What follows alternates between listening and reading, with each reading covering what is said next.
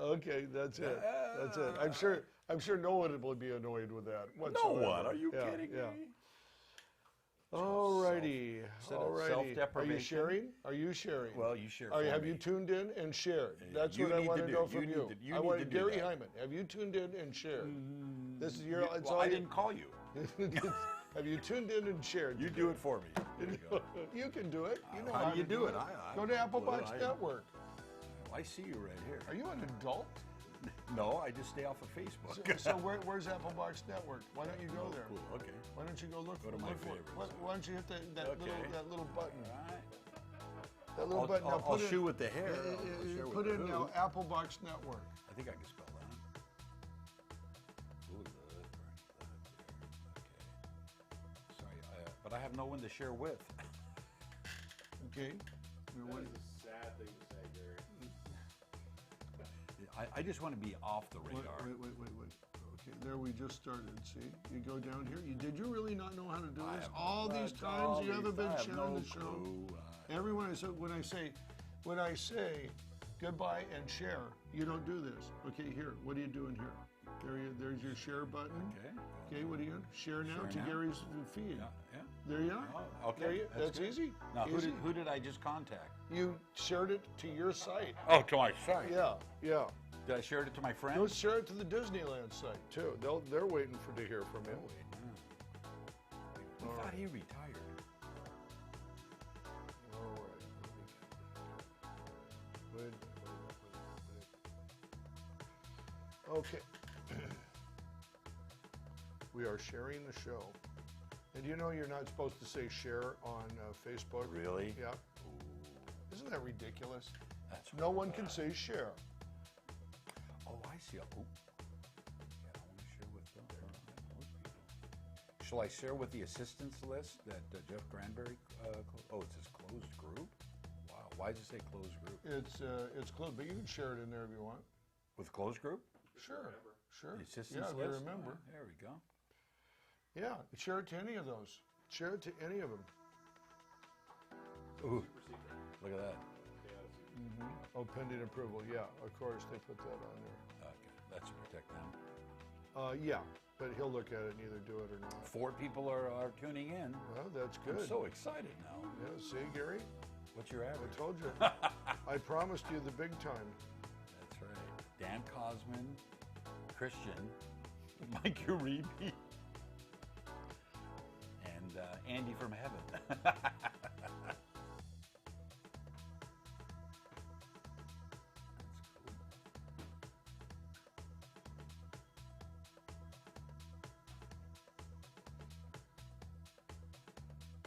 What's the delay? 6 seconds. Okay. Wow, 6 people are chomping on. 7. 7. Oh, it's moving up. Hey, let's go. Let's go. Yeah, they were Gary was here today. Yeah, Gary's in. Yeah, Hey, you everybody's get an tuning extra, in now. 9. Wow. Everybody's tuning in now. Oh, now it dropped. Mike Uribe just dropped off. Oh, he's back on. Went to get a sandwich. What did you get? 10. Oh my God. I'm scared. 10, a new record. Oh, back down to 8, the old record.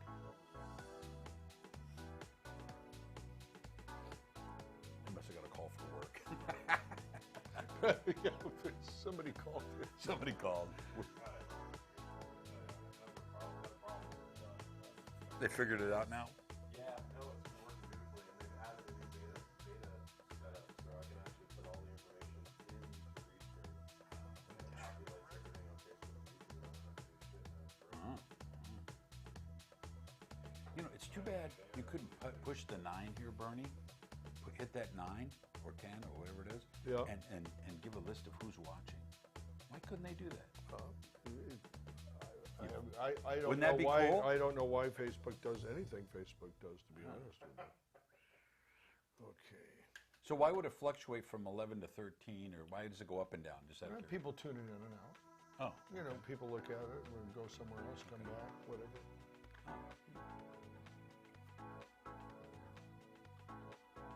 what's the most you ever got? You know, the biggest number coming into the show. About 60, Yep. 80. Okay. 80 before Yeah. the show started. Yeah.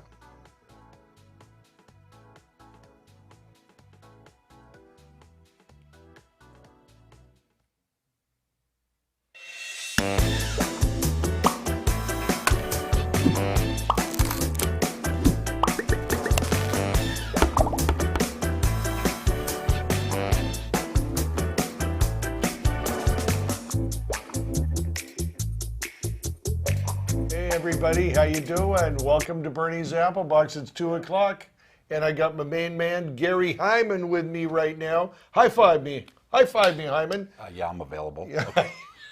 Oh, we're back. Oh, it's Like live. a true freelancer. That's Yes. good. That's a great opening, because like a true freelancer, he's on the phone and he answers. This man right here, when answers the phone, I'm available.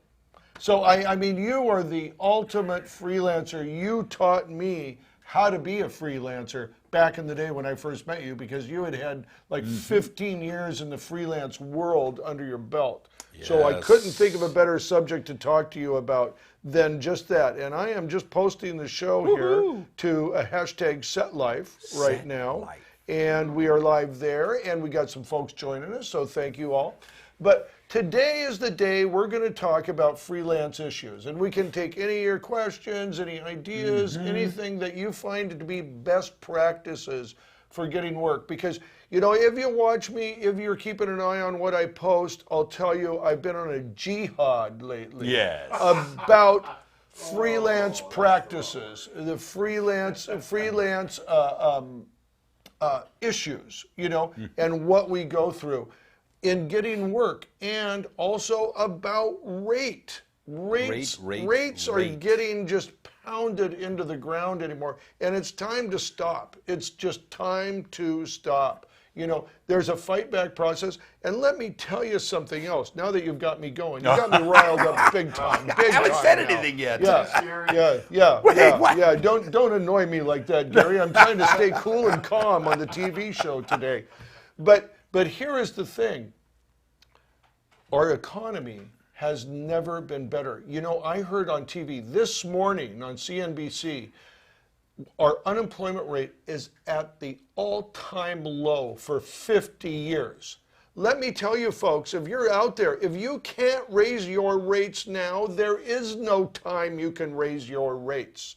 You know, so this is what I'm saying. You can't be lax about that. You can't say, oh, maybe in a few months I'll do it, or this client doesn't pay me that much. Raise your rate $50. Raise your rate $50. Raise your rate $50. If What was that again, Burnie? I said raise your rate $50. Do it now. Tell the person. And listen, here's a tip. Here's a tip, because I think a lot of people don't know this.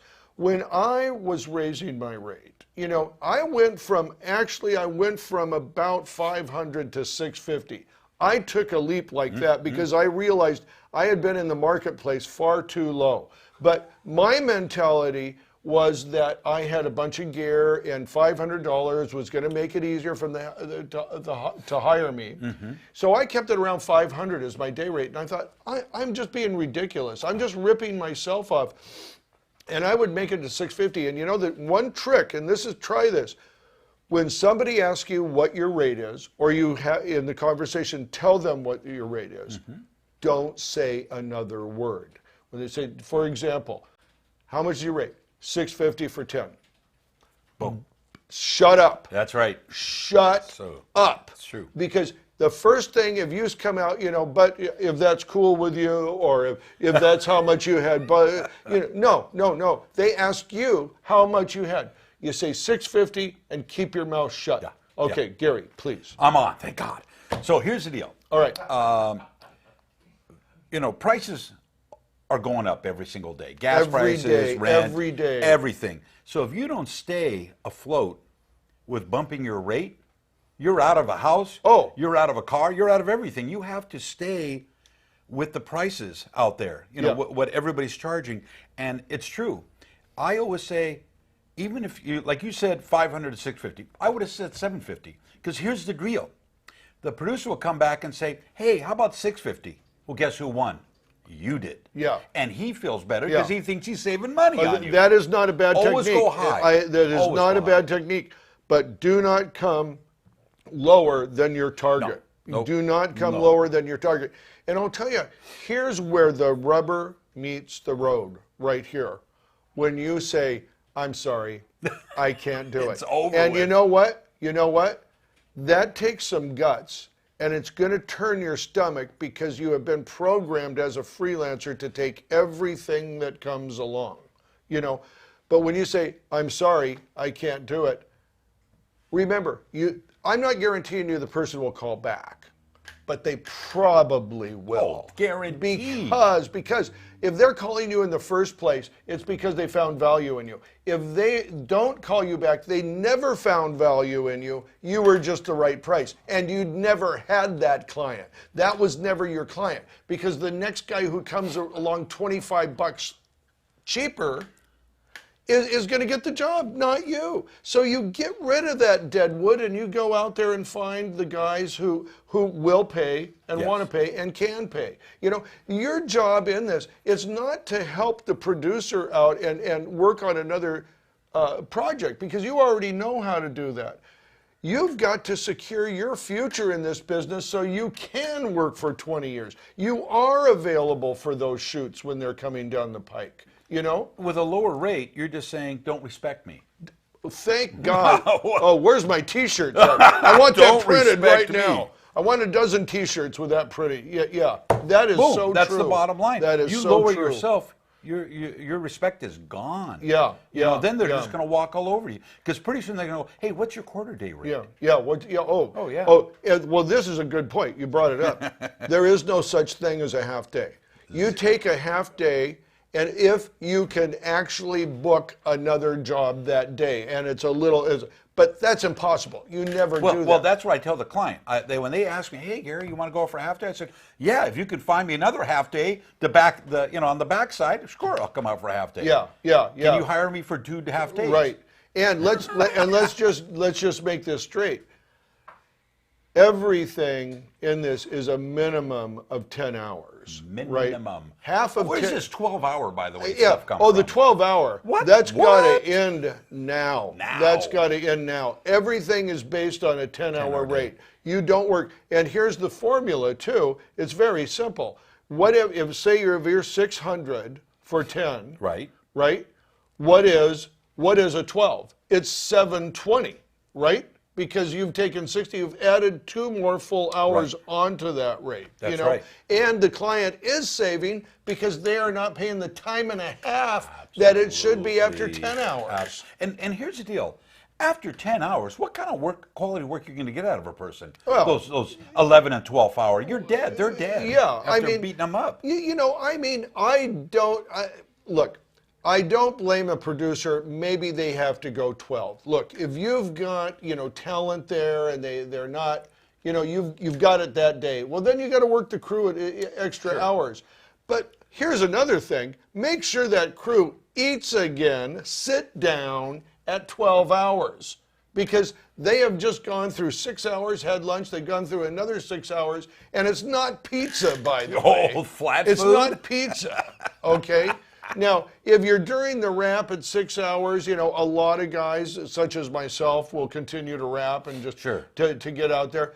And maybe you do a little walking lunch. I'm not saying it's an impossible thing to do, but I'm just saying, if you're a producer, don't assume that your crew is just going to do pizza, flat food, walking dinner, or anything like that. And at least have the courtesy to go up and ask them. Yes, instead of just slamming them with a pizza. Yeah. There's a couple Costco pepperonis. pizza. Did you guys get a piece of pizza? Yeah. Oh, and then explain to me, Burnie, how does lunch work actually? Is it the first man in, last man out, fed? Everybody's got these different ideas. Yeah. The rule of thumb is this, and it's not a rule of thumb. This is a union rule. Yes. It's the last person through the line, no matter what department you're in. Okay, it's the last person through the line. That's when lunch starts. So if somebody was through that line 15 minutes before, you know what I mean? That's when the clock starts. That's when it hasn't started. Right. It only starts for that half-hour lunch you're on when the last person goes through the line. So you may be ready for dessert by the time the last person goes through. So that should be, every person that I eat with, you know, and especially my wife, she always tells me this, you know, God, you eat so fast. That's because I was like eating like this, and, you know, because I had 10 minutes to eat. Thank you. You know what I mean? Thank on you. set, yeah. Now here's another deal. Let's say the schedule that always lies. Yeah. Right. Because the line it's a schedule. list of lies. The line schedule. The schedule, and it says 8 a.m. call time, 1 p.m. lunch, 5 hours. Right. And now it moves on to 2 p.m. and nobody's been fed. So, is there a penalty charge? Well, What here's the rule, and I know you've been down this road a billion times, just like me. But here's the rule: it's 6 hours after show starts. This is union. Okay. Once again, this is the called for time for lunch. In other words, let's put it this way: if that last person goes through the line later than 6 hours, there's a meal penalty. There you go. Okay. That's what I wanted to That's hear. a meal penalty. Now, that's a union thing. If you're non-union, and I'm going to say the majority of people working in the industry are going to, you know, with the exception of some of the big markets, they're going to be non-union. But you know what? As a person or as a group, here's where the leadership, the head of a department, like I would be, you know, actually the lead of the department in the department I'm in is the director of photography. You know, they should be able to go up to the line producer, the production manager, and says, my crew has to be through the line and eat at 6 hours. And if not, there's going to be a predetermined meal penalty. Exactly. You know, exactly. Good call. And if they're not able to do that as a group, and a lot of times this falls on me, my guys, I'm not even going to give my guys the chance to come up to me and say, hey, are we in meal penalty? Are we on that? Because I've already had the line producer over there an hour before because I read the tea leaves, and I can tell you we're not going to be ready for lunch in an hour. Of course. You know what I mean? So I want somebody to acknowledge what we're doing, and maybe we can take the guys and actually break them at the right time. Because we're set. You know, I may stay on set voluntarily. Right. You know, and you know, keep the house. Okay, so a lot of times, Burnie, I've been on sets where, you know, a lot of the, you know, it's the scene's lit, we're shooting, and the grips are sitting around doing nothing because there's nothing more to light. Right. Do you believe in breaking the crew up into lunch segments? You know, I would you know what I'm survey talking about, right? I do. I would survey the crew first and find out if that is acceptable to them. Okay. You know what I mean? I've never had a time where any of my guys said, "Oh no, we would never do that." Right. You know what I mean? Of course. But I asked them. It's permission based. Okay. You know, I will not order somebody who's like, "You're not eating yet. You have to wait." You know what I mean? And I always take that upon myself first. I'm going to be the first guy that volunteers for that role because I am a department head. I am somebody who's going to make sure that the system isn't being abused. Okay. You know, for and my then guys. Where does that second meal come into place? Second meal comes. How many hours later? 6 hours after the first 6 hours. So that's a 12-hour window. Okay. So first you start your set. You go to lunch at 6 hours. Okay. Last person through at Right. 6 hours. It's the same thing with the 12-hour, the dinner mark, that you're the last person through is after that 6 hours of lunch. So where the last person is in the lunch line, right? 6 hours from there, the last person has to be going through the dinner line. Absolutely. Yeah. Okay. So that's the rule of thumb. Right, because it's being freelancer is always a gray area. Always a very gray area. Gray area all the And you time. know what? The reality of it is you're usually working with a client that regularly hires you. You know what I mean? And let's face it. I mean, we are business people. We're adults. We understand the mechanics and the working of the set. I mean, I don't want to hold any of my clients to a standard that's just like a black and white standard that I don't. You got to be care. a little flexible. Well, I think you do. I think you honestly do. But here's the difference, and we all know it. There's flexible and the people who take advantage. That's the And that's the people that take advantage. You know, I don't think they're going to change their stripes. So it's really probably you're not I mean, you're probably going to find other clients. I mean, Sure. usually it goes hand in hand. You weed them out. It goes hand in hand with a lower rate, the more abuse you receive. Of course. Right? The better of a production company is, the better they treat you. You know, I mean, it's just like that. And one other thing too, Bern, is where do you start your clock? So let's say call time's 8. You got a 2-hour drive. Right. Where should your clock really start? Well, in the reality of my world, my guys' clocks start at call time. You know. Okay. I look at this as almost like, you know, and I don't know about the union. I cannot speak to what they say, but in my mind, if you've got a rendezvous place and you're there and you've left, then it starts when you're at location at the time they prescribe. That's when your clock starts. Now, if I've got a guy driving a truck, he's portal to portal. His time starts when he gets in the truck at the place and starts driving to the location. Because he's already working. Now, do you inform the client of that? Of course. Okay. If they don't understand that, I do. Let me put it that way. You know what I mean? Now, if I'm driving the truck, I don't enforce that. Of course. You know what I mean? Because I'm kind of, you know, I'm that hybrid. I'm in between owner and labor. vendor and also labor. Yeah. But if you're asking the guy to drive the truck, you know what I mean? He should you know, get from portal to portal. It doesn't always work. Many of my guys are happy or have no problem driving the truck without being portal to portal. Okay. You know. Okay. But if there's any kind of real distance involved, then I enforce it. Okay. You know what I mean? And do you ever, other than the truck, do you ever charge mileage? You know, you know, that's a very good question. I look at it this way. You know, there's the TMZ, the 30-mile zone, right? You know, that's why that was made. 30 mile. The 30-mile zone. But that's why that was made, is to get rid of all that brouhaha within the LA circle, you know, to do it. Now, here's a little bit different story for me.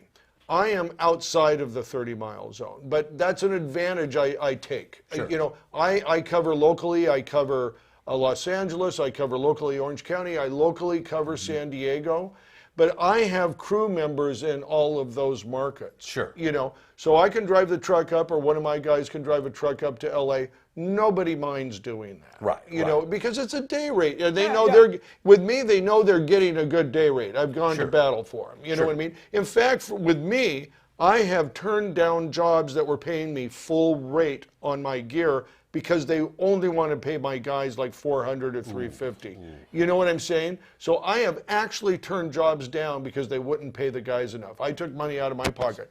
But my guys know that. You know what I mean? I've developed a level of trust with them.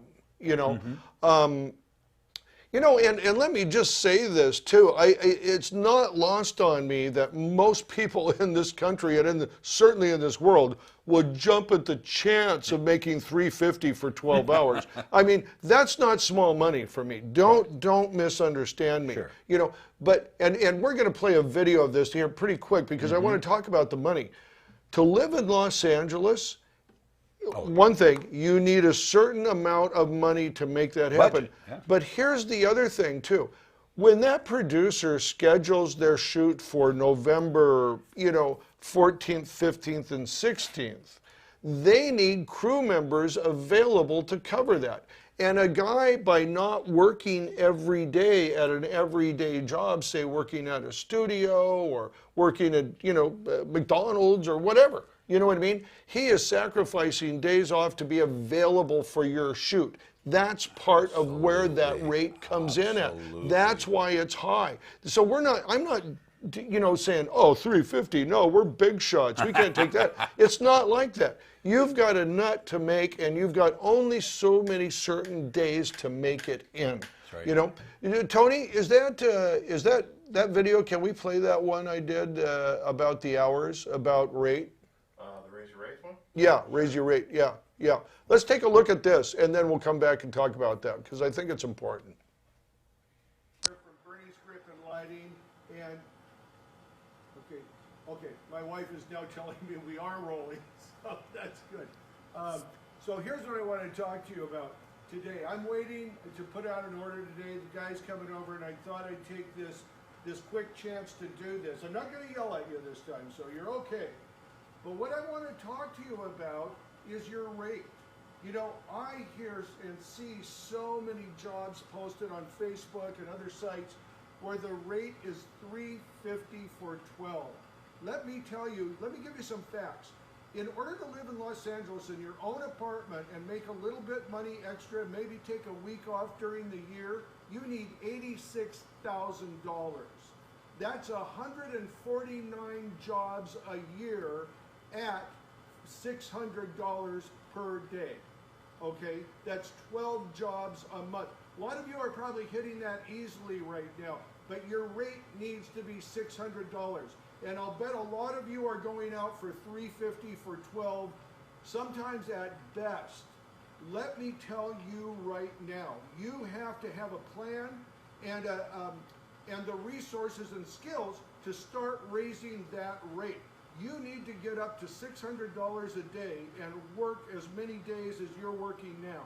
Now, I can guarantee you to say, oh, I can't do that. Well, you can do that. What you probably can't do is do that by working for the same people you're working for right now. So here's what I want you to do. I want you to take a serious look at what you're making. Most of us just make what we need to make. In other words, once you hit your nut for that month, you feel like it's over and okay. You need to work at minimum at least half again that much to have a future.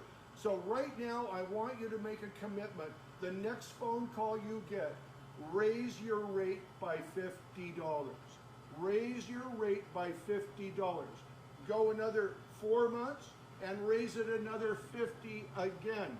And you will lose jobs. I guarantee it.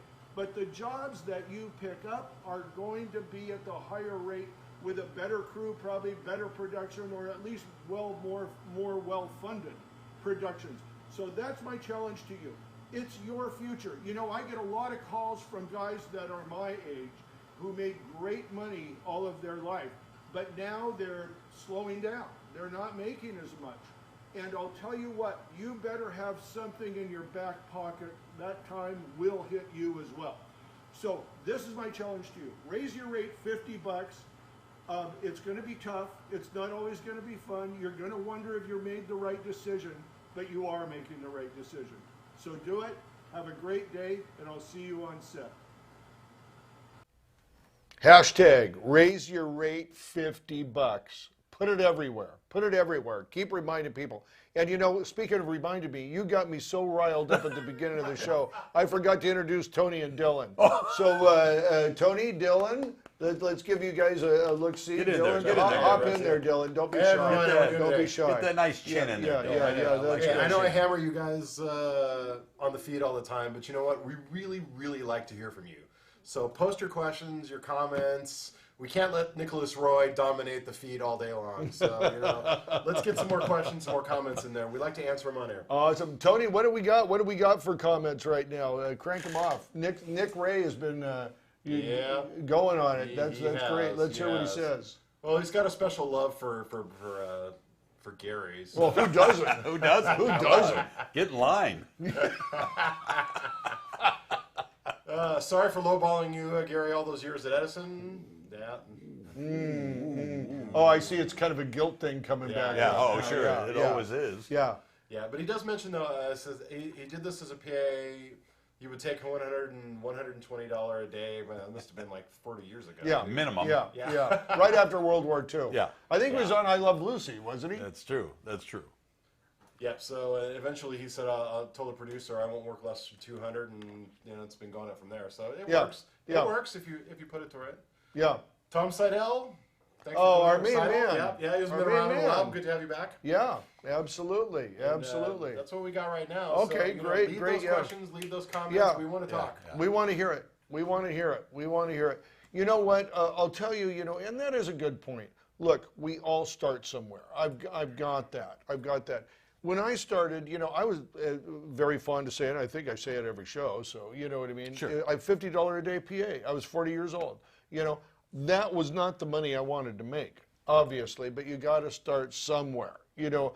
And that's fine to go down a little bit when you're, you know, here's the thing, with that rate, and I said that in that video too, it's not just about what you want, you've developed skills. And I'll tell you how I look at it, is if you've been in the industry for 4 years, you've covered the minimum amount of college education that you would get to have a lower, medium, middle class job. You know what hands-on I mean? stupidity. Yeah, hands-on stupidity. I love it.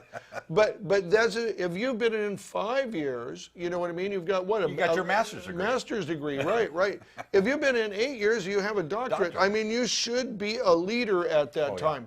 Now, I'm not talking about the individuals who maybe, you know, don't pay attention to it, don't pay attention to their craft that much.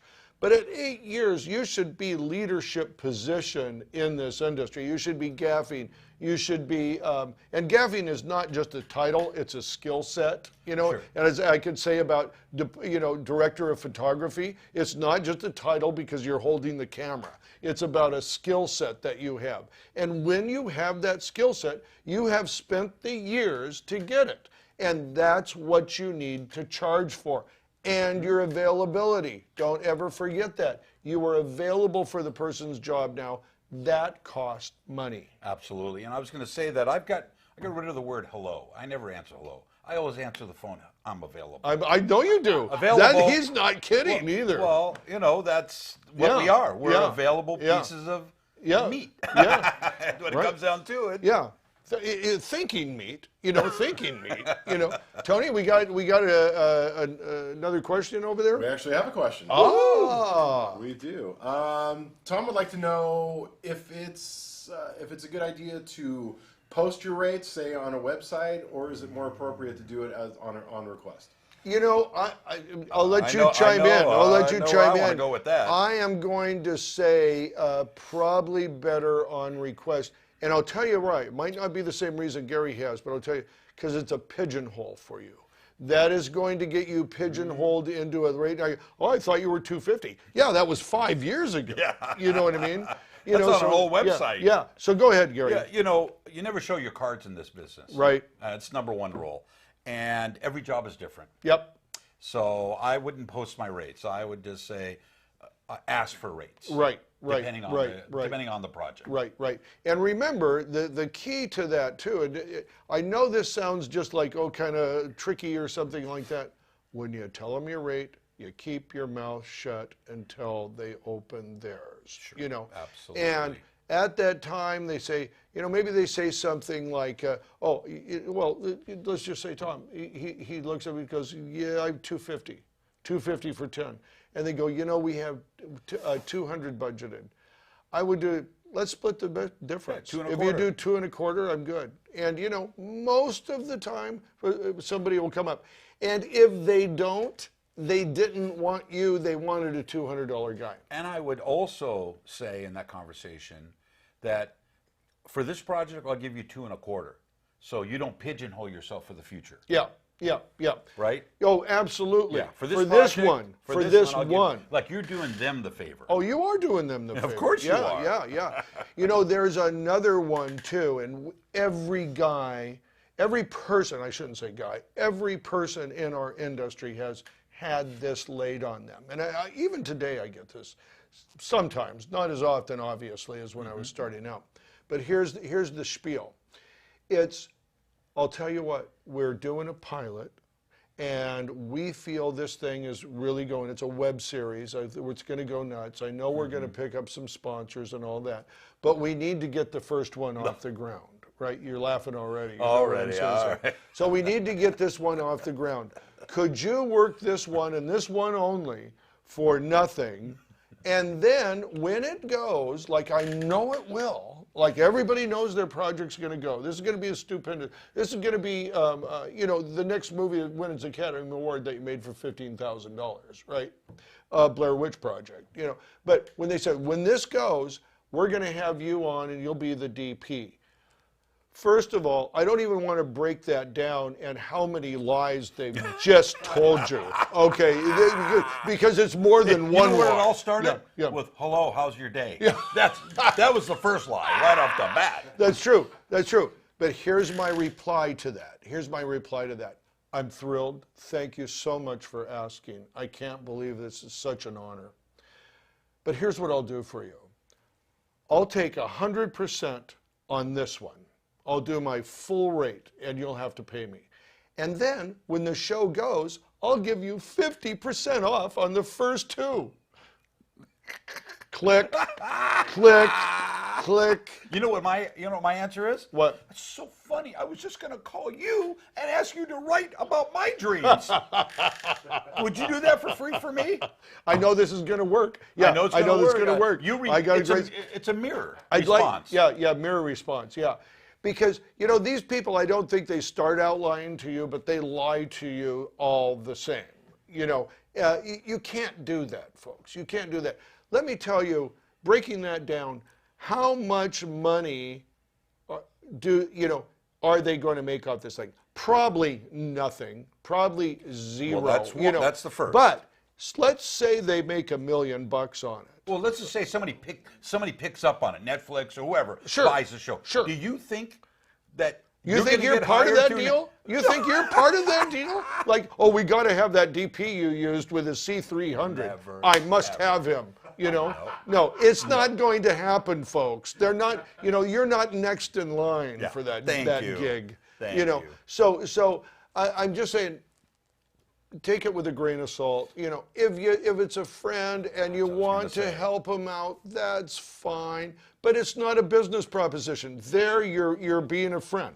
That's what it is. It's somebody's passion project when it comes down to it. That's right. That's all it is. It might be for a great cause, and I'm not saying don't do it, but just don't fall for that ballyhoo that everybody gets you're going to be riding along on the coattails. Yeah, as bad as you want to believe it, too. Right. I would say that's the other thing. There is one person who tricks you every time. It's yourself. It's yourself, yeah, exactly. The guy in the mirror. The guy in the mirror. That bastard. Yeah, that's who every you, day every I look day at that he guy. says yes I know to me. there's going to be trouble with him every single day I see him in the mirror.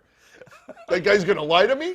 He's going to cheat to me. He's going to make me think bad thoughts. That guy in the mirror is my biggest problem. You know what I do with that guy in the mirror? What? I just open the mirror from the medicine cabinet so I don't have to see him anymore. And that blocks both views. You just see the back of the medicine cabinet. That's a great idea. That's a great idea. Blank. That's a great That's idea. a check you're going to get is blank. Yeah. So, So listen, so we've covered that. We've done that. One thing too, Gary, and this is another big thing for a freelancer, and it's something that I covered this week too with a video, and we'll take a look at that in just a minute, but your career. I don't know how many guys I have seen, and I've been guilty of this at times myself, that just sit there and it's driftwood. Yes. You know what I mean? It's floating with the current. You're bobbing up and down, you're going along, north, and south. You form into what's called a barnacle. You're going where I'm going. Yes. You're going with it. But what it is it's not thinking about your career. It's not looking at where you're at. It's not thinking about who you're hanging with. Thinking about what is the bigger picture. You have not set sail for yourself. Tony, do we have that second one? Can we see that? We can. All right, good. Watch this and let's come back and talk about this. It's called, Are You the Boat or the Barnacle? Check it out. Hey, how you doing? Burnie here. Hey, let me ask you a question, okay? Are you the boat or the barnacle? The barnacle takes trips around the world because he's on the boat. But one day the boat goes in for dry dock and it gets cleaned and the barnacle's at the bottom. Let me tell you about your career and what could be happening in it. Now, when I say this, I want you to know I'm all about roles. I've played roles my entire life in my career. I've best boyed, I've PA'd, I've done electric, I've done grip, I've done a lot of different roles. This isn't about the role you play. This is about how in control you are of your career. And what I mean by that is do you wait for the calls or do you make the calls? You know, it's very easy to lose sight about where you're at in your career when things are going well. When you're working a lot and you keep getting calls, it's very, very easy to become complacent. But what happens, unless you're actively always deciding what you want to do and who you want to work with, and more importantly, the direction you want to go, you can fall into a very big trap. Now, you can tell by the gray hairs here, I'm no spring chicken. I have been through these things left and right. I've made all of the mistakes that you could make myself. The one mistake probably that I didn't make, and this is because I was always number 2 or 3 in my market, I could never afford to rest on my laurels. I had to stay on that phone. I had to always be active. I had to always be seeking out new opportunities because I knew if I didn't, there was not an easy phone call coming for me.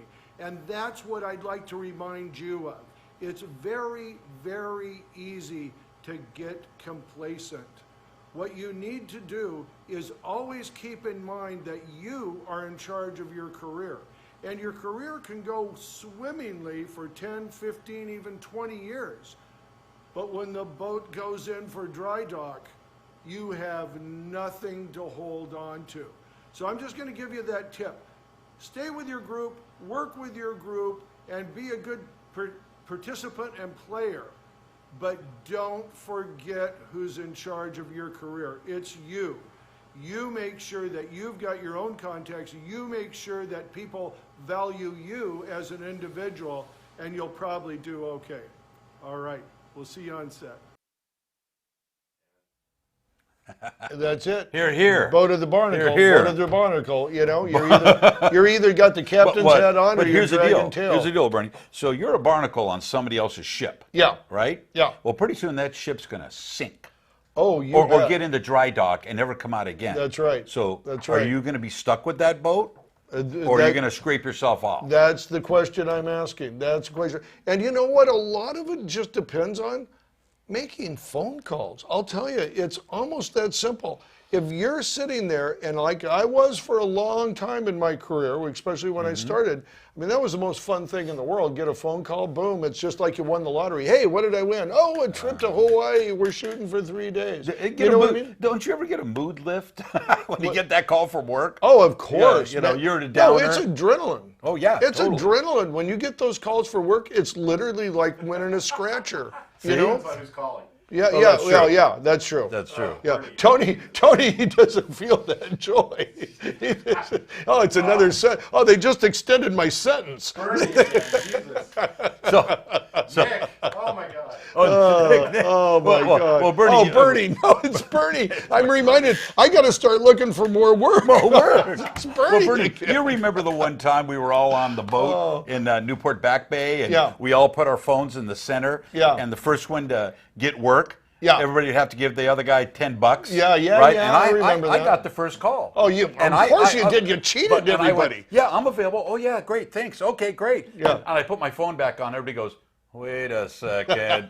And they grabbed my phone, and you know who it was? It was my wife. Your wife. Ex-wife now. I remember. That's right. I had well. to pay everybody else $10. I remember very well, my man. I remember.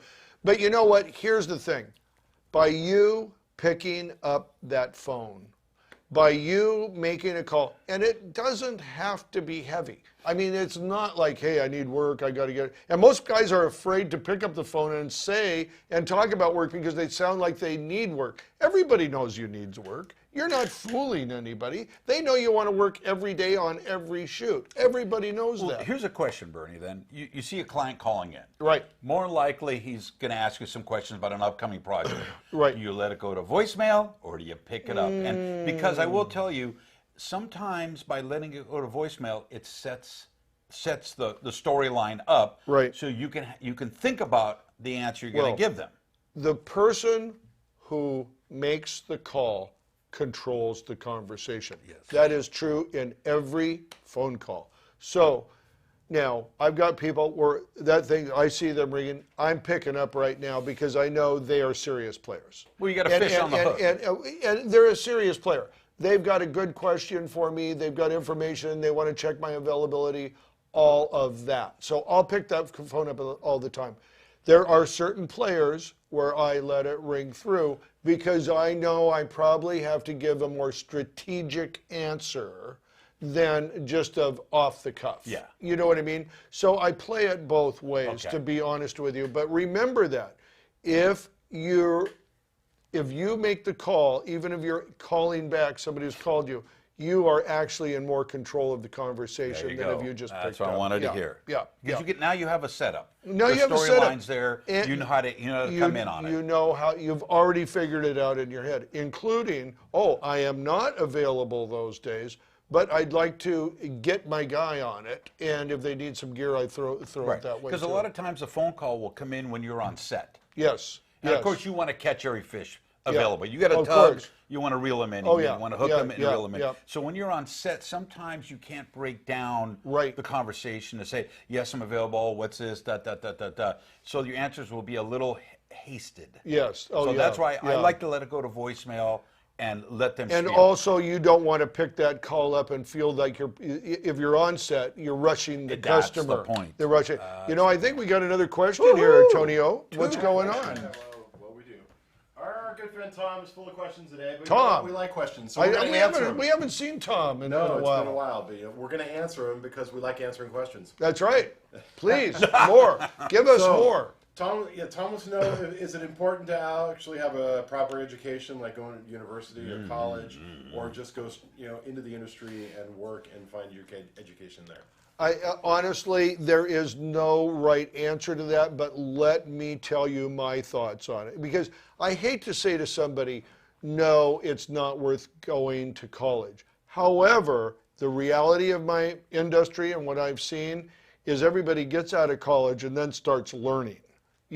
So there is a real thing, and I think it's good to make connections, to get some experience in college to do that. I don't know that you need 4 years of experience in this business outside of being on a set, though. So I will say this, that it's up to the individual what they do. But I guarantee you, when you get out of college, that's when your real education starts. Yeah. I believe this is a apprentice journeyman type of business. I don't believe it is a film theory business. Well, here's my thoughts. When you come out of high school, it's blank. You got no connections, no network. So the reason I went the college route was to create a network of good friends. Because you're all in the graduating class together. Yeah. And you all move up together, and you become close friends and close ties.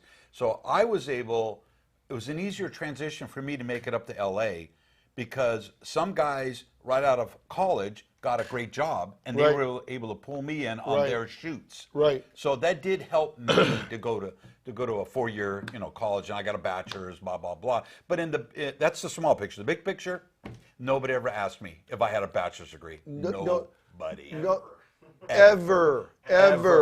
Yeah. And nobody gives a rat's ass what I know if I've got an M18 available on Thursday. In fact, all you're going to do is piss off. Here's the deal. No, it's true. It is. Here's the deal. All you're going to do is you're going to piss off somebody in the business because they say, God, that guy's got a bachelor's degree and I didn't have a shot at it. Yeah, right? Yeah. Oh, I think the opposite. I think the guy with the bachelor's degree is going to be pissed because the guy that's hiring him just graduated from high school and went on set and became a PA. That's true. It's a two-way street. I'll tell. Well, talking about pissing people off, and which I am a master at, I might add. I'm a master at pissing people off. I don't even have to try. You're pissed off at me. You know what? I got a letter, and I sent you that letter that I received from this individual a couple weeks ago. Oh yes. Right? Oh yes. And I'm not. Of course, I wanted to read it verbatim, but I didn't pull it up before the show, so I'll just summarize it. Is it, dear Burnie? Or it's Burnie. Yeah. And he said, Burnie, I am so sick of seeing you promote yourself all the time. You're always just after the dollars. Now, and that just summarizes what he said. It was ugly. It was made to put me down, just like, oh, you kind of, you know, just, you know, you're after the dollars at all. And he goes, please take me off of your list. Now, what he was referring to was just a post I had made on LinkedIn. Right. Okay, so it wasn't spam. I didn't send him an email with this or anything like that. But I couldn't imagine where his head was at. Can you imagine you seeing that? And I've just made a post, you read my post, and then your reaction is to write me and say, you know, quit promoting yourself. I hate seeing you. Take me off your list. Take you off what list? You followed me, you moron. You know what I mean? So, you know, I did the right thing. I said, and my answer was, block me anytime. Yeah, of course. You know what I mean? Block me anytime. Sure. Please be my guest. Yeah. And then I thought, well, if he blocks me, maybe he goes and says on social media, hey, this is spam or something like that. So I blocked him. But listen, here's the thing. Why that makes anybody, even an old dog like me, feel kind of bad when you see that, because I am trying to promote. Sure, I am promoting myself. Hell yes, I'm promoting myself. You know what I mean? I'm trying to promote other people too. I'm trying to promote the industry, you know? Absolutely. But once you get by that, you know what I mean? It didn't take me long. It took me about 5 minutes to kind of pick myself back up and say, hey, you know, what the hell? But I looked at that and I thought my answer was, you know what? The first time I finished a single grade in school was the 4th grade. It was the first time I had started the beginning of a school year and ended a school year in the same school in a grade. Oh, so gotcha. when I was in the 4th grade, that was the first time that I finished a school year. And they flunked me that year. Oh, so you too, huh? Oh, yeah. No. Some of the best guys in this industry flunked a grade. Hell yeah. I'll tell you that. It's almost a prerequisite. Yeah. But I did that. I graduated from high school with a 1.2 GPA. I mean, I don't even think anybody's ever graduated from that high school with a lower GPA than that. I don't even think you can. I don't think you graduate you with a lower. But I had a 1.2 GPA. And yeah, I had, you know, troubled adult, you know, like all that. Yeah, sure. Sobered up in '83, Sure. right? Right. And put my nose to the grindstone, you know. And I learned along the way, a lot of people had told me all through my life, you can't do this. You're not doing that right. You're not doing this. You're not doing that. Well, I found out for myself what I could and could not do, okay? So when I come back and this guy says to me, at my age, oh, you know, quit promoting yourself. Oh, you're just in it for the money. Well, number one, yes, I'm promoting myself. Hell yes. Oh, I'm in it for the money. Don't make the mistake, my friend. Please. This is not art to me. I'm making a living. And I like to make pretty pictures making my living. Yes. And I'll tell you when I'll stop. I'll tell you when I'll stop doing that is when I am laying on the cold, hard floor, gasping for my last breath. Right after that, I'll stop. Yes. And not a moment before. That's right. And I like to jump on that train. If you don't advertise yourself, how's anybody going to find you? What the hell's he doing? Exactly. What the hell's he doing? I'll tell you what he's doing. He's not working. Oh, he's not working. He's not working. He's not working. And he's jumping on everybody else's train that is working. Yeah. Because where is it in the law books that you can't promote yourself? My God. Good Lord. What kind of moron wouldn't promote themselves? And if you have time to hunt down other people, okay, that's an issue. Okay. Now here's the punchline. Okay, here's the punchline. This individual teaches film and video at a college. Okay. There it is. You know what? I have never felt so sorry for a group of students in my life than thinking about this moron going, oh, you don't promote yourself. Yeah, you don't get on social media. Don't brag. Yeah, don't tell brag. anybody what you've don't tell done. what you're Oh, doing. yeah. No. Nobody's who's successful in this business has ever promoted themselves. Right. Good right. Lord, you idiot. You idiot. Just consider the source. That's all I say. Yeah, consider the source. We'll finish. So let me just tell you something. anybody gives you any shit whatsoever for promoting yourself or saying that you can do something and looking at, now I am not talking about promoting yourself over somebody else, saying somebody else does a bad job, I do a good job. That's not what I'm talking about.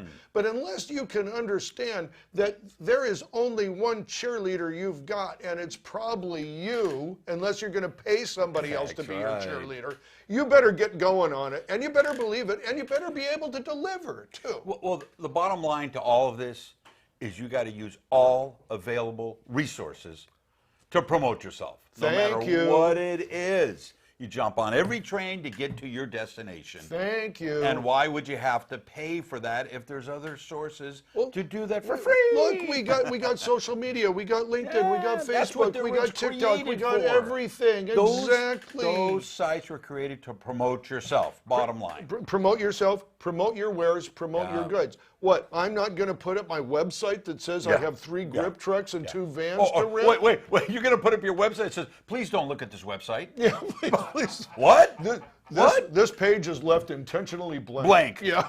You figure it out. You figure it. Yeah, you promote me. Yeah, I don't know. You know, it's obviously, you know, when you run across somebody like that, and I'm almost having too much fun at his expense because I'll tell you this, it's so obvious when you get something like that, the loser that's sitting on the other end and how desperate he must feel to even write something that stupid. Who's got time for that? Who's got time for it? Who's got? You know what I do whenever I see somebody promoting it? I like the comment. Immediately. I like, good for you. Good for them. Yeah. Because look, I'm saying you're putting yourself out there. You're not sitting back. You're making the call. That is making the call. Okay, when you're promoting yourself. Yeah. Okay.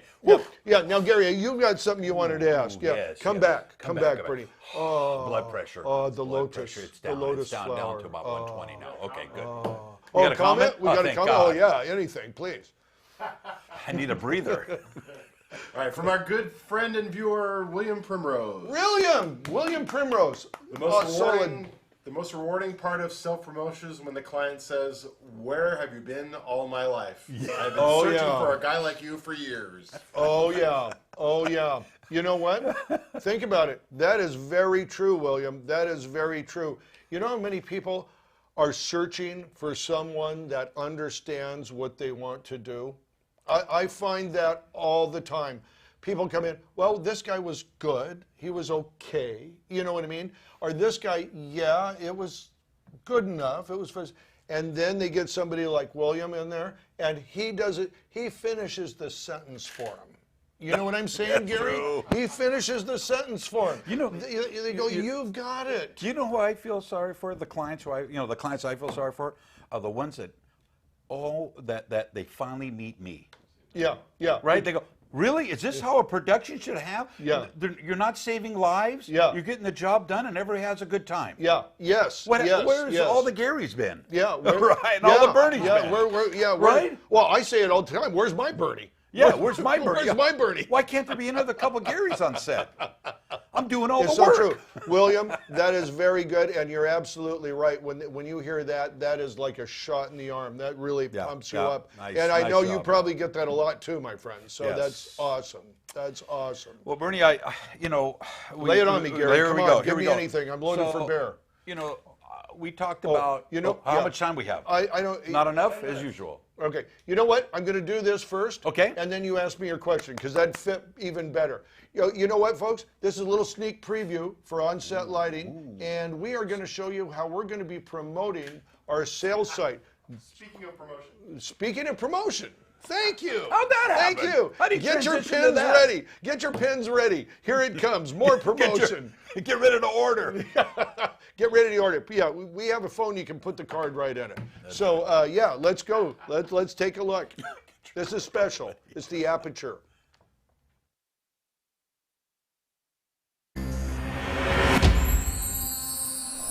Welcome everybody, Burnie and Nick from OnSetLighting.com. Nick, I know we got a lot of great choices out there. We're going to look at some lights today. What are we going to look at? Yeah, Burnie, we sure do have a lot of great choices out there, and one of those choices is the Aperture LED line.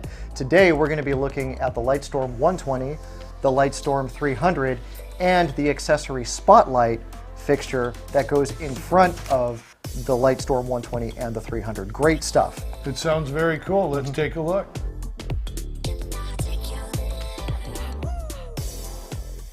Hey, Burnie and Nick here, On-Set Lighting. Nick, what are we looking at here? Burnie, we are looking at the Aperture Lightstorm 300D Mark II. It's a single color daylight, high output LED fixture, multiple attachments, one of them being a large soft dome, which is great for portraits. Awesome. We've got a wireless power supply, which can be controlled via their app or this little remote that's included inside the kit. You can run it on AC or DC, gold mount or V mount batteries. You've got a great little Mayfer clamp, and it all comes inside a great little compact travel kit, all for about $1,100. Wow, that is a great price, great investment for the shooter. Sure is.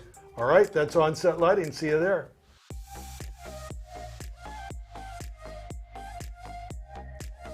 Burnie and Nick here, OnSetLighting.com. Nick, what do we got? Burnie, we've got the Aperture Lightstorm 120D Mark II. This is the predecessor to the Lightstorm 300. Same exact thing, uses all the same attachments, but this one's a little bit smaller, a little bit lighter weight, a little less expensive. You've got a smaller power supply, and instead of needing 2 batteries to run it on DC, this time you only need 1, and it can be a gold mount or a V mount. All the same wireless features and functions, Bluetooth, app, you name it, all the same type of cables, and it all comes in a great little carry-around pack. Sweet, sweet, sweet. What's the price? About $745. Wow. Yeah. That is incredible. It's a pretty great price. OnSetLighting.com. We'll see you there.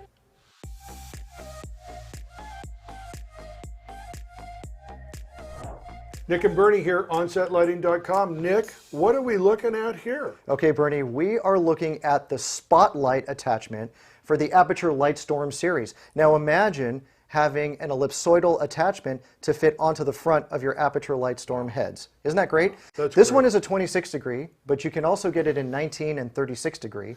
And it's got all the same features and functions that you would expect from a Source 4. You've got your blade cutters here. You've got a slot right there in the middle to go ahead and put in an iris or a pattern holder. You've got the focusing mechanism that you were just doing. You've got a nice little gel frame in there. And all of this is available to fit onto your Lightstorm 120, 300 Mark I, and 300 Mark II. Incredible. What's the price? $499. That's unbelievable. It sure is. Yeah. See ya. OnSetLighting.com. See you there, guys.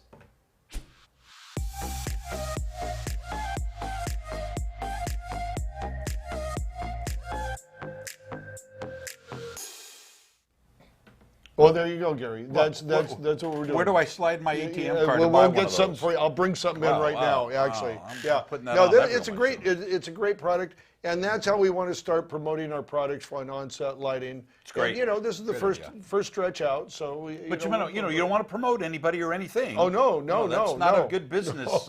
No, tactic, you learn that in film school. Oh yeah, exactly. Buy less, they'll have more. So anyway, I know Yes. you wanted to ask a question. Lay it on me. Burn.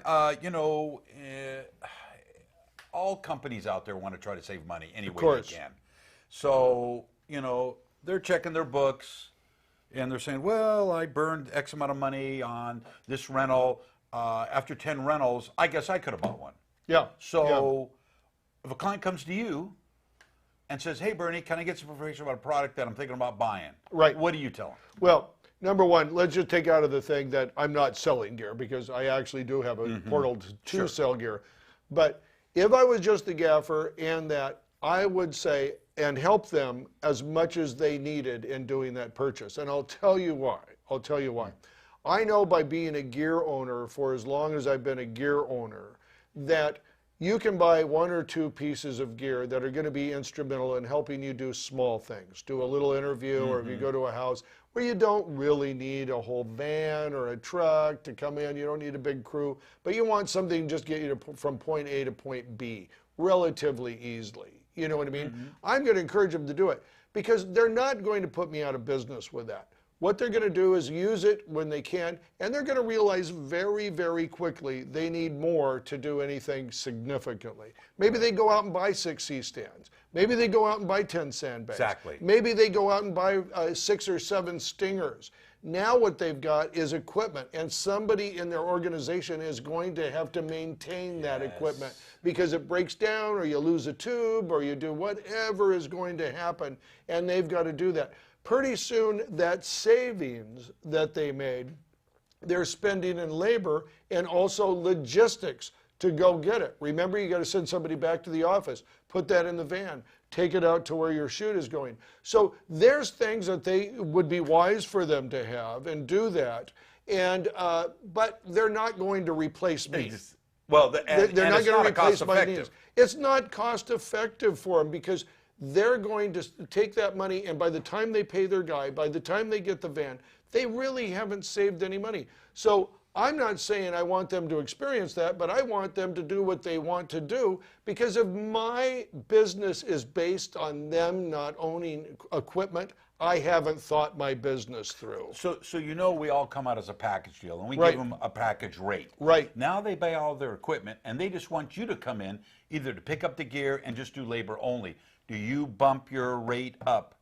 When that, like, say your rate was 500, your equipment was 500. Now you're 500 away because they bought all the gear. Right. So now, are you going to come out for 500? I don't reprice for that. No, I don't reprice for that. So you wouldn't bump your rate to come and pick up the gear? Not unless I was going to bump my rate for everybody. Okay. Yeah, I wouldn't bump it for them in particular and try to make it up or punish them or anything like that. You know what? There's still going to be a client of mine. That's the whole thing. You haven't lost anything. You're a partner in this business to people. Act like that. Because you know what all I mean? projects are different. You're a trust. You want to be a trusted source. Absolutely. And that's what you should do. Gary, we're out of time. No brother. way! I want more!